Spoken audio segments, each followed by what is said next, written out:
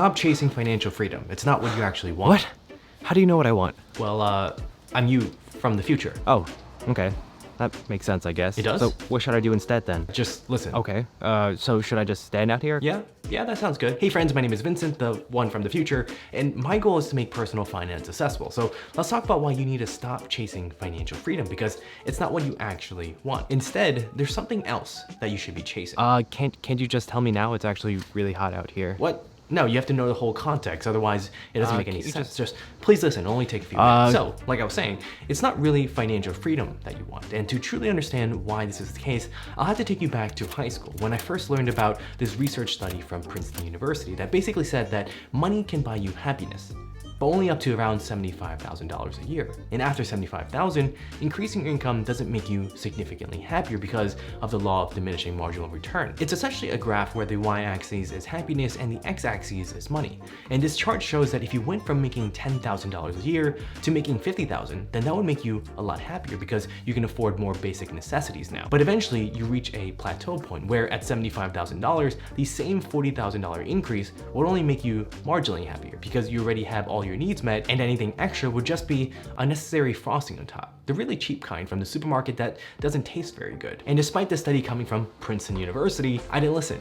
nor did I care, despite always every day singing along to the song More Money, More Problems by Biggie Smalls on my way to school. I don't really know why I didn't listen, where instead I did the complete opposite, did a 180, and I made it a priority in my life to try and make as much money as possible, which could have been planned in years and years ago, from pop culture, attaining the American dream, or even just having a sense of being raised by an immigrant family and wanting to be able to provide a better life for my parents. I say it's a pretty common dream for people who grew up with little money. And so what I did was I worked really hard in high school, I studied hard, at least hard enough to receive scholarships to go to college. And that set me up to be a first-generation college student in my family. And a surprise to no one, throughout college I became even more focused on money. I learned about the FIRE movement, I learned about financial independence, which just became a natural extension of my original dream. So I doubled down my efforts and worked even harder in college with the goal of taking the highest paying job that I could find when I graduated.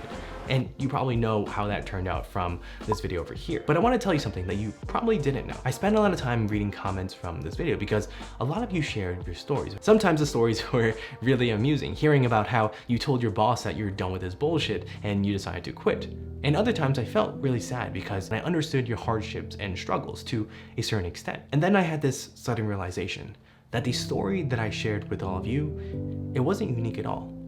Many of you lived or are living through it right now. Most of you watching can probably relate when I say that I truly thought money was the answer to everything, and that therefore I ate up all the lies that society fed me, that all our problems will be solved and we'll be happy if we just wake up, grind for 10 hours a day, we get paid, sleep, and repeat this for decades. And eventually, we'll arrive at the destination of happiness and freedom. But we're wrong. I spent the past decade of my life working with the goal of becoming financially free, but I realized that there's actually something else, something a lot more obvious that we missed, even though it was right in front of our eyes. But before I share what that is, let's first get on the same page on what financial freedom actually is.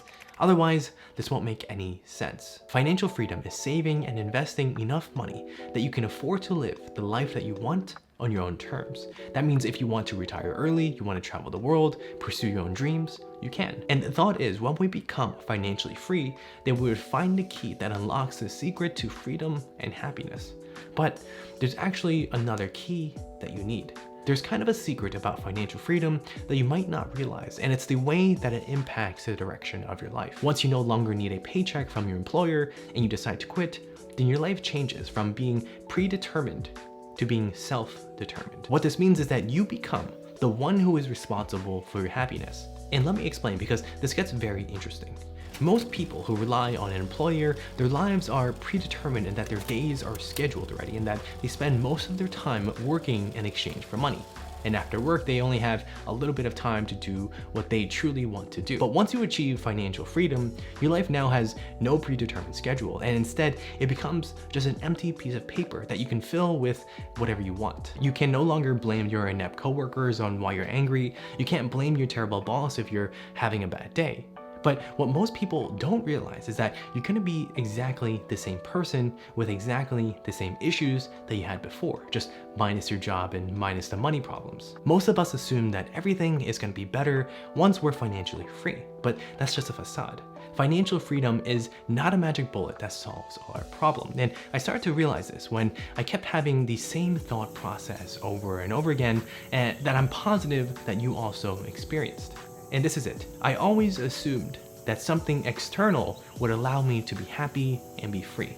When I was in high school, I thought that I was gonna be happy once I got into a good college. In college, I thought I was gonna be happy once I got a really great job. And when I had a great job, I thought that I was gonna be happy when I made enough money. And it's this pattern mindset that I realized that I had all the way since middle school, that I thought once I achieve this external thing, I'll be happy. But when we think this way, we're thinking of happiness as a destination, like something that we can arrive at. Like it's a place that once we reach, everything becomes pure bliss. Agnes Repplier once said, "It's not easy to find happiness in ourselves, and it's not possible to find it elsewhere." And then I realized the other, but far more important key to unlocking happiness.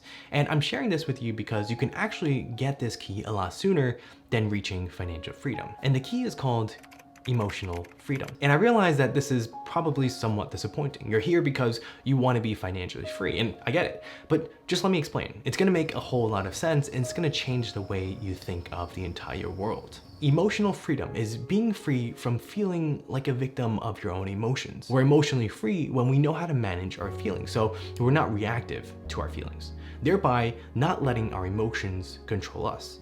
And because we can control our emotions, we can control our state of mind. I started to realize that I seek happiness as a byproduct of my achievements or my actions. I seek it out as a result of something that I did. And this makes whether I'm happy or not dependent on what happens throughout the day, which I have no control of. Epictetus said it's not what happens to you, but how you react to it that matters. So what if, instead, we change that order of operation and choose to be happy without depending on anything else? What if my happiness doesn't require a chain of positive events or interactions to happen, and instead, I can choose to be happy for no other reason than just to be happy. And just to be clear, just because I'm sharing my thoughts and what I'm thinking right now, it doesn't mean that I personally achieved emotional freedom. In fact, I'm far from it. I'm still a very emotionally reactive person that I'm hoping to change. And really, it's not easy to do. I'm also not telling you to stop striving for financial freedom, because remember, we need two keys to unlock happiness and freedom. In fact, achieving emotional freedom will help us achieve financial freedom. But let me share with you two reasons that it's so important to achieve emotional freedom first. And I don't have a doubt in my mind that you'll also agree. But first, if you're enjoying this video, I truly appreciate if you can hit the subscribe button and turn the like button into a beautiful black so that more people can hear this message. The first reason you should focus on achieving emotional freedom is that your emotional state of mind determines how you perceive things, including your financial situation. And not being in a good emotional state, it's going to impact your ability to make certain decisions. If you're constantly worried or uncertain of yourself, then you might not take advantage of great opportunities before you. Attaining emotional freedom is important to help you make your clearest, most informed decision possible. The second reason is the sad truth that no one talks about, and it's that just because you work hard doesn't mean that you'll ever be able to achieve financial freedom. Finance gurus will sell you this grandiose dream that if you just work hard, you'll get there, but that's simply not true, and I'm not here to sugarcoat any of this. Here's the reality of it all. There are plenty of extremely hardworking people that I'm sure you can name a few off the top of your head who won't be able to achieve financial freedom. Working hard is a vital step in reaching financial freedom, but it's not enough. There are two other aspects that you need, and I'll share with you the secret formula in a bit, but first, here's some food for thought. The United States is the 10th hardest working country in the world. It has the 6th highest median income in the world. And despite this, 70% of Americans are struggling financially. And this survey was conducted in 2019. And since then, economically speaking, things have only gotten worse because of the shutdowns and the lockdowns. So despite a country with some of the hardest workers in the world, with a really high median income, most Americans feel like they struggle financially. And unfortunately, this is the sad reality. But I'm here to share the secret formula to reaching financial freedom with you. It's simply work hard, plus financial education, plus a little bit of luck. I've worked hard my entire life, and I'm sure you have too. I started working since high school, I worked in college, and after college, I worked 60-hour work weeks, and even now, on YouTube, I work longer hours than I have ever had before. But despite this hard work, that's only 1/3 of the formula. You also need to be educated in personal finance and be able to make the right financial choices. And that's what this channel is all about, to make financial freedom accessible to everyone. But other than these two things, you'll still need a bit of luck along the way. So the next time you're walking down the street, just keep your eyes peeled for a 4-leaf clover. Never stop striving for financial freedom. It's a really important goal to have, and it's one of 2 keys to truly unlocking your freedom and happiness. Both keys work hand in hand and even require similar mindsets to achieve, such as being able to embrace discomfort and being able to eliminate the excess. However, with that being said, I personally believe that you should strive for emotional freedom first, or at least at a minimum, strive for both in parallel, because attaining true financial freedom is actually a lot harder and will take more time than what most people make it out to be. And we probably want to be happy before then, but you need to take action to get there. So start if you haven't started, and keep on chasing if you've been chasing. Hey, future Vincent, does that mean I can start running now? It's getting a little sunburn here. Yes, and Okay, thank you so much thanks. for listening. If you feel like you're financially behind, then this is the perfect video to check out.